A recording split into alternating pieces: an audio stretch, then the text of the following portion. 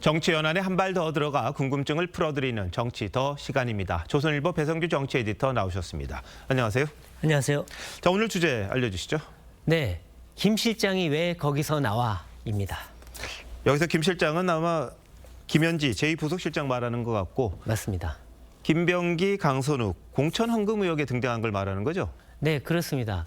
이 총선 직전이었죠. 그때 김병기 전 원내대표의 비위를 고발하는 탄원서가 이재명 대표 측에 들어갔는데 이 탄원서를 받은 사람이 바로 김현지 실장. 그러니까 당시에는 이재명 의원 보좌관이었습니다. 네. 이 뭐 아까 이제 이 리포트에서 나왔지만, 근데 당시에 이 동작구 의원 2명이 김 전 원내대표 부인에게 3천만 원을 줬다가 돌려받았다. 이런 이제 비위를 폭로하는 내용이었습니다. 예.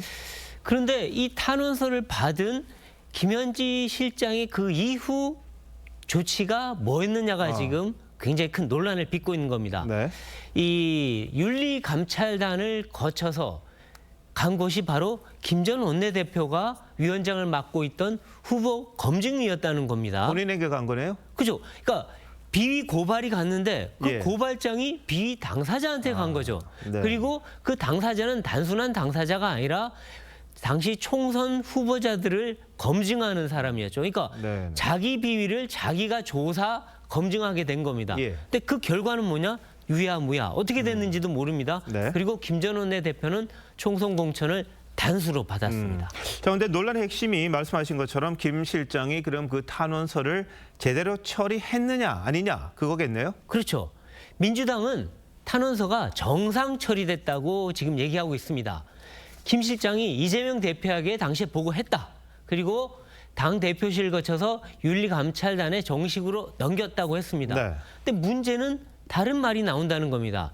윤리감찰단이 당시에 그럼 조사하고 조치를 했어야 되는데 아무 조사하거나 조치한 흔적이 없습니다, 일단.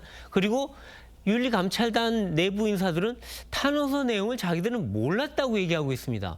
그럼 몰랐으면 탄원서가 제대로 간 것이 맞느냐. 예. 이런 이 비판 또는 의혹이 제기될 수밖에 없는데요. 네. 또 탄원서가 왜 그러면 당시 김 전 원내대표한테 넘어갔느냐. 이건 아무리 검증위가 검증 권한이 있다고 해도 예. 검증위원장에 관련된 거면 사실 제척 사유가 있지 않습니까? 그렇죠. 네. 그걸 상식적인 건데 그걸 뛰어넘고서 갔다면 이거는 처리 과정에 분명히 문제가 있다. 이런 얘기가 나오는데요. 네. 그래서 지금 김 실장에 대해서 당내 조사뿐만 아니라 잘못하면 경찰 조사를 받을 수도 있는 거 아니냐. 이런 얘기도 나오긴 합니다.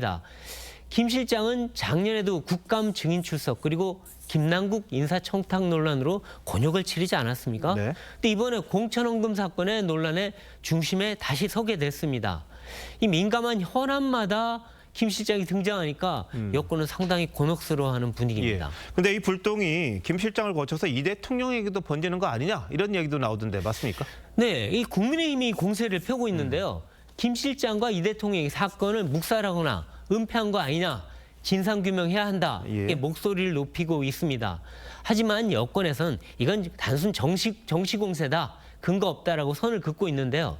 하지만 불길이 자꾸 대통령 주변으로 번지는 데는 뭔가 다른 정치적 의도가 있는 거 아니냐 이런 얘기도 나옵니다. 일종의 네. 음모론인데요. 예. 이 사건 당사자들이 자기 구명을 위해서 김 실장과 대통령을 일부러 끌고 들어가는 것 같다. 이런 얘기인데 물론 근거가 확실한 건 아닙니다. 네.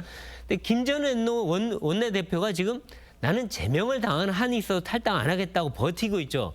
탈당 요구에도 불구하고 예. 또 강선우 의원도 의혹을 전면 부인합니다. 근데 여기서 중요한 건 두 의원의 대화 내용이 어떻게 유출됐느냐는 건데요. 네. 김 전 원내대표는 내가 유출한 게 아니다 하고 있지만 그럼 누구냐 얘기는 안 밝히고 있습니다. 네. 의원 간 대화가 이게 공개가 된다는 사실에 여권에서 상당히 좀 충격을 받았다 이런 맞습니다. 얘기도 나오더라고요. 자, 김현철이 여당 내 기류도 좀 갈라져 있죠? 네, 그렇습니다. 이 정청래 대표 측하고 친명 진영의 기류가 미묘하게 차이가 네. 나는데요.